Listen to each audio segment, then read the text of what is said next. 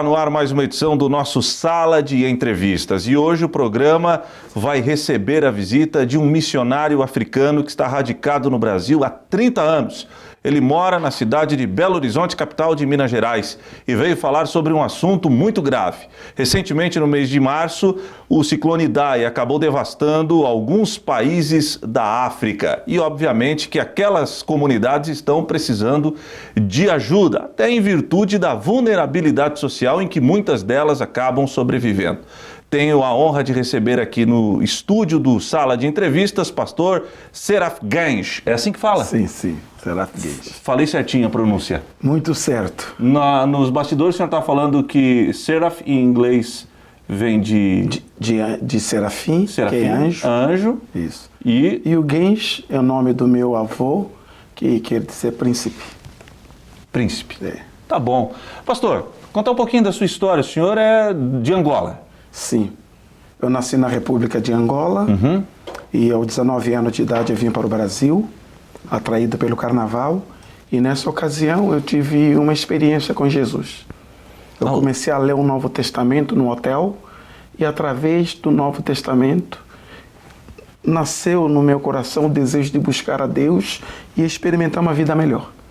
O senhor veio para o Brasil como ímpio? É. Atrás do carnaval. Carnaval. Se hospedou no hotel, provavelmente leu o Novo Testamento entregue por um ministério que eu faço parte chamado Gideões Internacionais. Isso mesmo. Que sensacional. Aí eu tive uma experiência com Cristo e a partir dessa experiência eu percebi o desafio de compartilhar o amor de Deus com a minha família. Isso me levou de volta para Angola e pela misericórdia de Deus toda a minha família se converteu a Jesus e hoje eu posso dizer que eu e a minha casa servimos ao Senhor Jesus. O senhor está radicado em Belo Horizonte? Estou em Belo Horizonte. Tem um ministério lá? Isso, eu faço parte do ministério da Igreja Batista. Da Igreja Batista? Isso. Qual o trabalho que o senhor desenvolve lá em Minas Gerais? Olha, em Minas Gerais eu pastoreei por 6 anos em Ouro Preto, pastoreei 2 anos em Vespasiano, pastoreei 2 anos em Contagem e hoje eu não estou mais no pastorado local.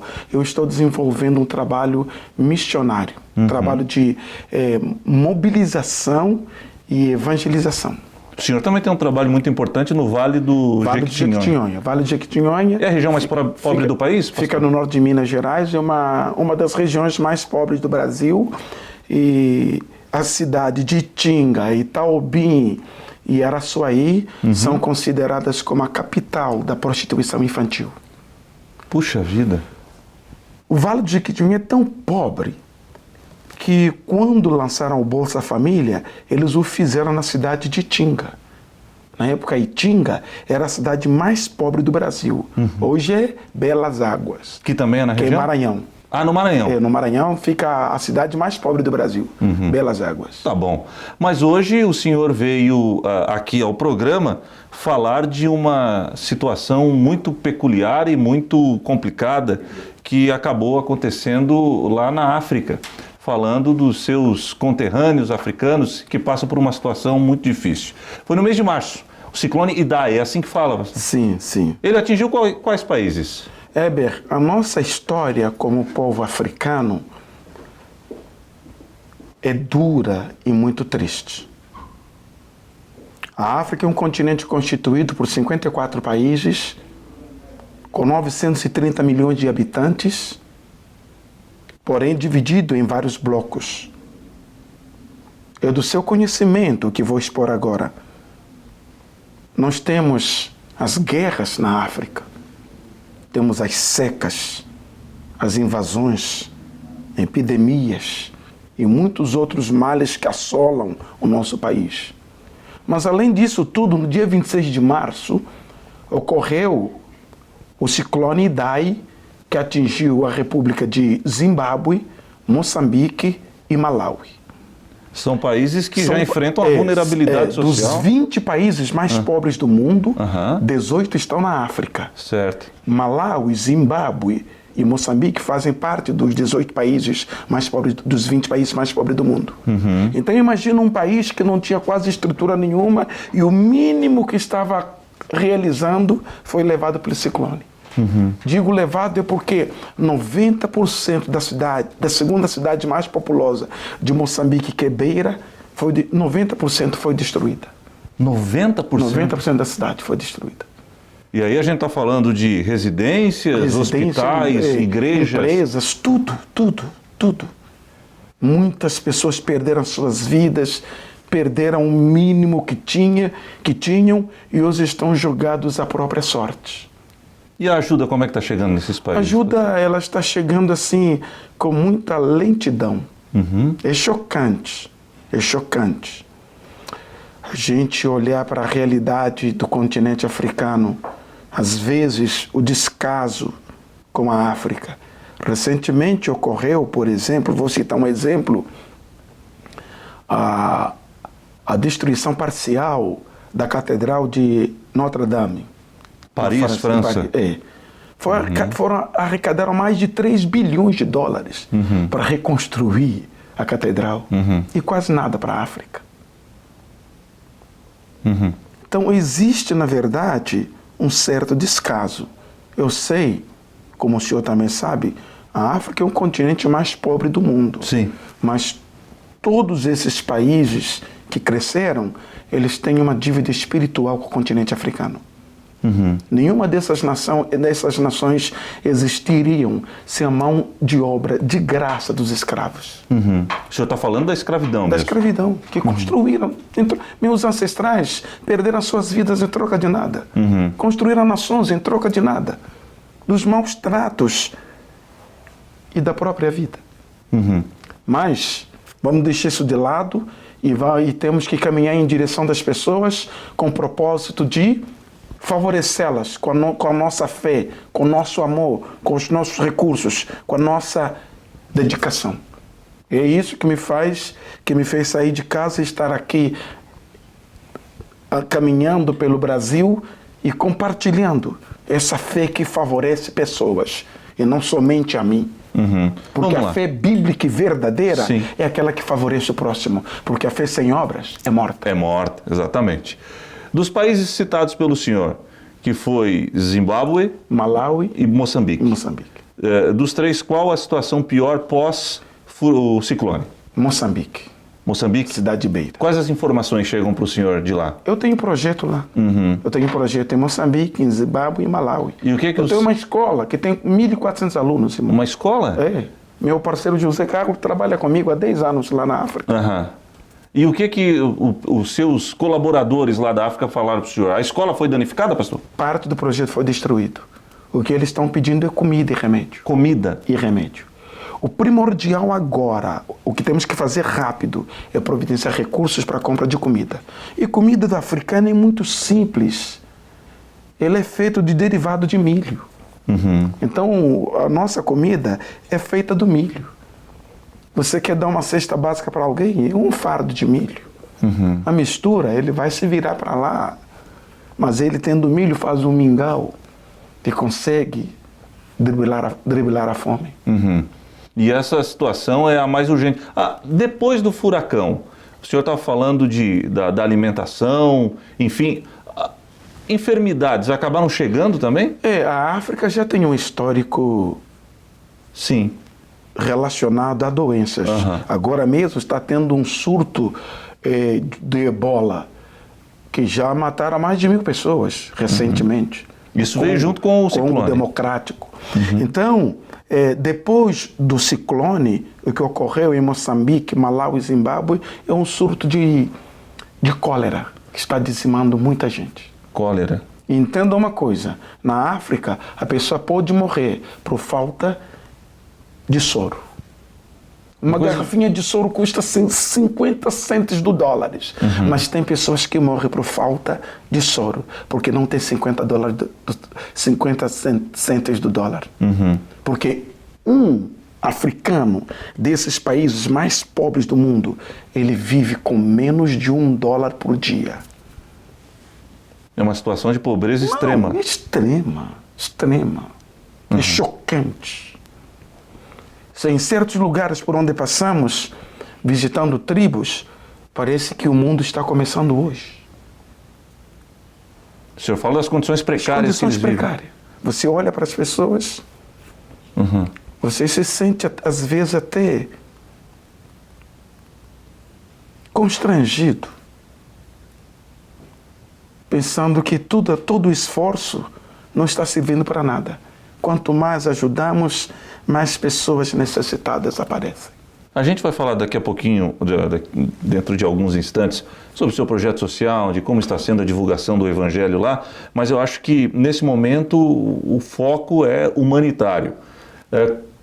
Além da comida, do remédio, mão de obra, material de construção, algo nesse sentido também está sendo elaborado para ajudar os nossos irmãos africanos que vivem nessa situação caótica lá, pastor? Sim, nós concluímos a construção de uma escola numa tribo chamada Ranga, na província de Blantyre, em Malawi.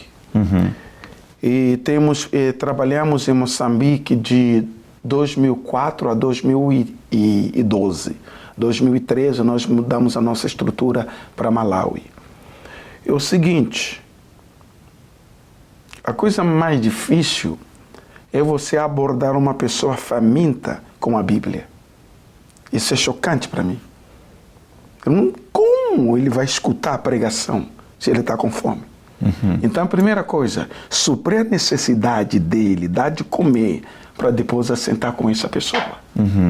E transmitir para ele, ou compartilhar com ele o grande amor de Deus e a sua infinita graça manifestada em Cristo Jesus. Não temos como desenvolver a evangelização sem levar em consideração a obra social. A evangelização dos povos tem que ser feita de forma integral. Nós temos que suprir a necessidade espiritual, emocional e física. Não temos como ignorar o lado emocional, o lado físico, material das pessoas e querer apenas evangelizá-las. Acima da religião tem um ser humano que tem as suas necessidades e ele tem que ser abraçado como gente, não como religioso, como espírita, como macumbeiro, como não sei que não. Nós temos que abraçar o ser humano como gente para depois compartilhar outras coisas, trazê-lo para perto de nós. Fora disso, para mim isso aí é barganha, isso aí é exploração. Fazê-lo se sentir inserido no contexto. No contexto. Ele tem que sentir, ele tem que ser aceito, abraçado, amado, perdoado. Não importa a raça, a religião, ele é gente como nós. Depois que nos tornamos amigos, vamos ver outras coisas. Porque cristianismo não é religião, cristianismo não é filosofia. Cristianismo é vida. Jesus disse que veio para que tenhamos vida e a tenhamos com abundância. Eu não estou pregando religião, eu estou falando de vida. Eu estou falando para as pessoas, Deus te ama e tem uma vida melhor para você. E essa vida melhor começa com a busca de Deus. Enquanto não despertarmos a necessidade do ser humano sentir esse desejo de buscar a Deus, não haverá evangelismo eficaz. Amém. Estou recebendo aqui a visita do pastor Seraf e impressionante a história que ele conta para a gente. Já já a gente vai falar das ferramentas que foram disponibilizadas para você aqui no Brasil, você que nos assiste em qualquer região do país, poder ajudar os nossos amigos africanos que passam por essa necessidade extrema logo após a passagem desse ciclone no mês de março, que acabou aí trazendo muita destruição nos países já citados pelo pastor. E já já nós retornaremos com a segunda parte do programa.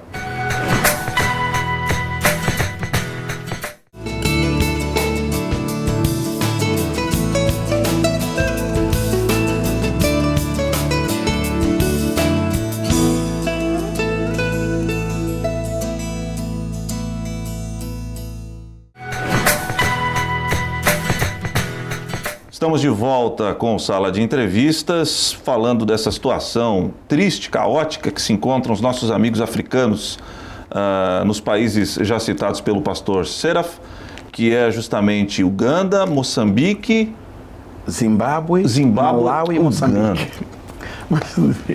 Desculpa. Okay. Zimbábue, Moçambique e Malawi. Tá certo. Pastor, eu estou aqui nas minhas mãos com um pacote de café cheirosinho, como bom brasileiro, eu gosto do... Já viciou no café também? 30 anos, já virou brasileiro também, né, pastor? Mas esse café não é um café comum, né? Não é um café comum. Isso é um amigo que já viajou comigo por 2 vezes, participando da cruzada. Ele tem uma empresa na área da produção ou da torreficação do café. E pela misericórdia de Deus, ele criou o café missionário e está nos ajudando com esse café e com os recursos. Nós estamos providenciando comida, remédio, para depois começar a partir para o desafio da reconstrução das casas e de alguns templos. E como é que faz para pedir esse café? Porque não é fácil achar nos supermercados todo o Brasil. Isso, não existe no supermercado, tem que ligar para nós e assim nós iremos providenciar o envio. Tem algum número que a gente possa... Tenho. Qual é, pastor? É o 031 991 863853. Tá bom, esse é o número que o pessoal da edição já vai colocar aí no nosso vídeo. Pode ligar e fazer a encomenda. Esse dinheiro 100% revertido. 100% revertido. Estarei agora para a reconstrução das casas e templos. Nós vamos começar agora em setembro. Já mês de setembro, o senhor já quer mão na massa? Já vamos começar. Vamos começar e vai dar tudo certo. Tá bom, mas também a gente sabe que não somente através do café pode se ajudar, né? As pessoas podem entrar em contato, fazer doação. Pode entrar em contato, compartilhar e... Caso vocês queiram saber mais sobre o projeto, eu estou há 35 anos fazendo a mesma coisa.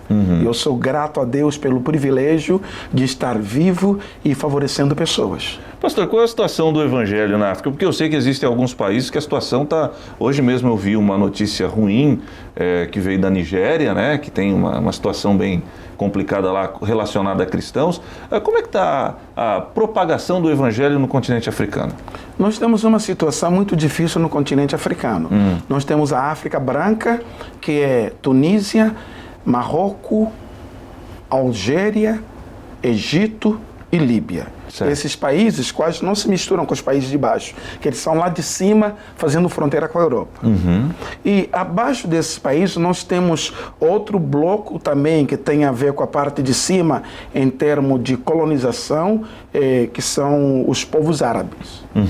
A dificuldade nossa é com os povos árabes.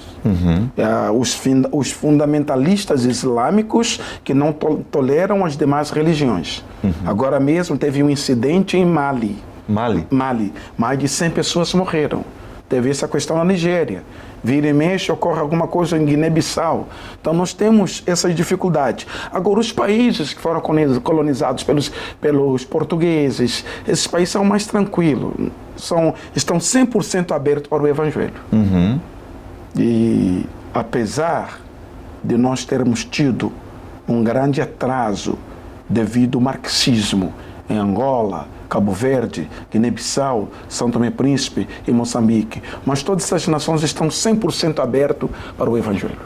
Eu citei, até me confundi no segundo bloco do programa, citando Uganda, porque eu tinha lembrado de uma situação com um africano de Uganda que eu conheci, e ele estava falando justamente sobre a diferença gritante que existe de alguns países. Ele citou o país dele, Uganda, por exemplo, com relação ao Brasil. Ele disse: vocês não sabem, vocês almejam muito, porque os Estados Unidos, porque vocês não conheceram a nossa realidade. Vocês não conhecem a nossa história. É muito grande a diferença, pastor? Muito grande. O problema começa com a demarcação das fronteiras.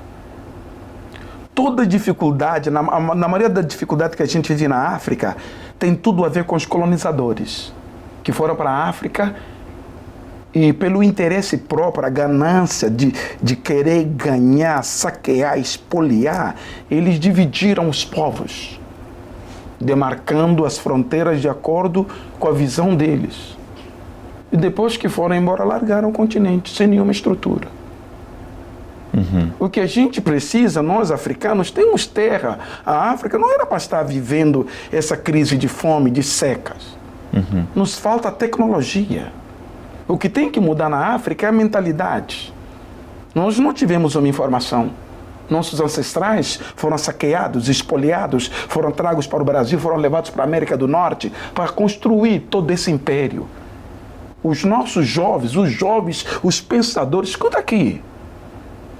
Quando os colonizadores foram para a África, o Egito já era império. Era império. A Etiópia era o império da época. Então, E isso causou um retrocesso muito grande. E como resultado desse retrocesso, nós temos a África como o continente mais pobre do mundo. Se não mudar a mentalidade através da educação, não adianta evangelizar somente. Nós vamos trazer luz, luz é revelação, é compreensão, é conhecimento, mas nós precisamos ajudar esse povo a pensar de forma criativa. Quando falta criatividade, não adianta ter faculdade. O conhecimento tem que ser exposto com criatividade, levar esse povo a pensar. Criatividade é encontrar uma maneira diferente de fazer as coisas acontecer. Então, quando a pessoa tem uma mente limitada, ela é escravizada, é dominada, é expoliada. Ela não consegue raciocinar de forma correta para então encontrar um meio. Eu quero aconselhá-los a assistir o filme O Menino que Inventou o Eu ia Vento. citar esse filme agora mesmo. Foi gravado em Malawi. Aquilo é sensacional, né? Vale a pena. História real, não é? Olha o que uma mente criativa é capaz de fazer. Ele transformou a comunidade dele. A comunidade. Então, nós precisamos de oportunidade. Precisamos de exemplo, oportunidade e investimento para que possamos experimentar dias melhores, garantindo assim aos nossos filhos, aos nossos netos, uma África melhor no futuro. Por que a ajuda, nesse caso do ciclone, demora tanto para chegar na... Tem muita burocracia lá? Às vezes, quando chega, ele chega na mão dos políticos. E aí já viu, né? Se no Brasil tem corrupção, imagina. Imagina na África. Por exemplo, Malawi é um país que nada produz. Ele vive de donativos. E os donativos chegam na mão de quem? Das autoridades. Dos governantes. E os governantes dão prioridade à família e incentivam a família a vender. Então, o trabalho que a gente faz, nós realizamos o trabalho diretamente para as tribos. Nós vamos para as tribos, não esperamos. A ONU, quando vai distribuir comida, ele não aterriza o avião. Ele faz o voo rasante e joga. Já viu isso? Já. Então, ele joga. A gente nunca viu o povo da ONU. Ninguém vê a cara do povo da ONU. Os africanos são tratados como animais. O avião chega lá e tal, joga os fardos de milho, algumas roupas usadas, joga para lá e vai embora. Lá, a ONU ajudou, legal. Então, a nossa realidade é muito... É triste. É triste. Muito triste. Esse dinheiro arrecadado através do café, o senhor já disse, vai diretamente lá... Diretamente. Eu estou trabalhando Não em passa Malawi, por terceiros? Não. Eu estou trabalhando em Malawi desde 2013. Eu mesmo comprei a terra com meu dinheiro. Eu pedi ajuda de amigos para construir a escola. Hoje temos 1.400 alunos. Se eu conseguir mudar a mentalidade de um malauiano... Valeu a pena. Lógico. Uma vida vale mais que o mundo inteiro. É. Então esse é o meu objetivo. E qual que é a motivação em largar o Brasil? Em 2014, naquele foco do Ebola, ele estava comigo na África. Qual a motivação? Quando o pastor fala ele, é o nosso amigo pastor José Carlos, que está aqui nos bastidores aqui. Qual a motivação? O que é que leva uma pessoa, um ser humano, a dedicar a sua vida em prol do próximo? Para mim, o amor é o motivador legítimo no comprometimento com Deus e com o próximo. Amém. Por quê? Porque não há recompensas lógicas para a prática do bem. O que é que eu vou ganhar na África? Doenças. Sabe quantas malárias que eu já peguei? Não faço ideia. 28. 28? Ir para a África e voltar doente. Você vai saudável e volta doente. Você volta direto para o hospital. Com malária. Aí você, um ano que vem, tá indo de novo. Fazer o quê? Pegar malária. O senhor vai todo ano para a África? Todo ano. Já fui aí em janeiro, tô indo de novo agora. Então eu não posso parar. Por que eu faço isso? É porque eu descobri através de Jesus que o significado da vida é servir. Jesus disse, porque o Filho do Homem não veio para ser servido, mas para servir e dar a sua vida em resgate de muitos.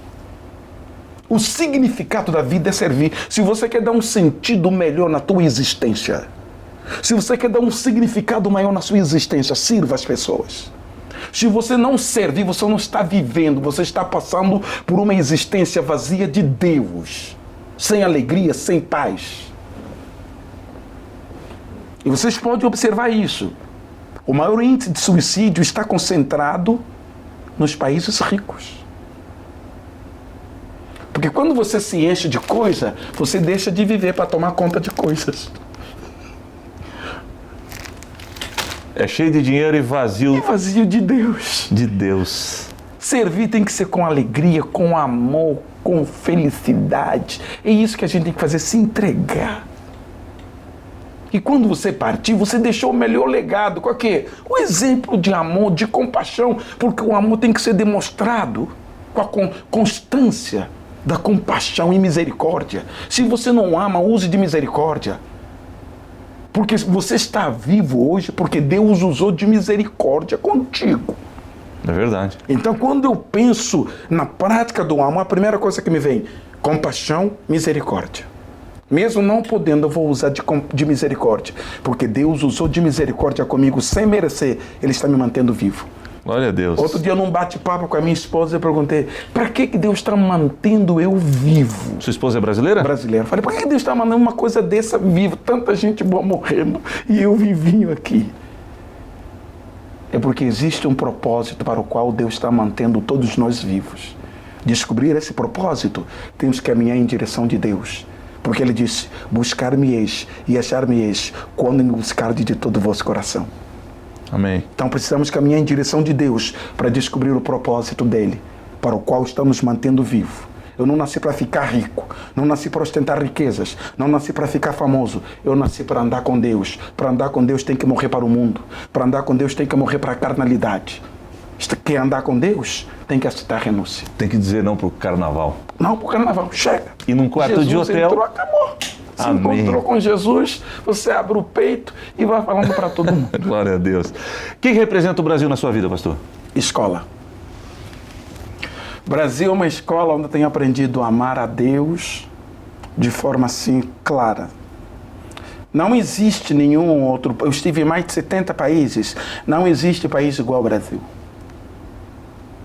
Eu estive na Escandinávia, por exemplo. Eu estive na Escandinávia. Eu fui numa cidade em que eu fui tratado como príncipe. Eu era o único negro naquela cidade. Aqui no Brasil, não. No Brasil, você encontra todo mundo japonês, angolano, moçambicano e coreano, sabe? E essa nação multicultural, ela nos ensina muitas coisas. Amém. Pastor, telefone de novo pra gente.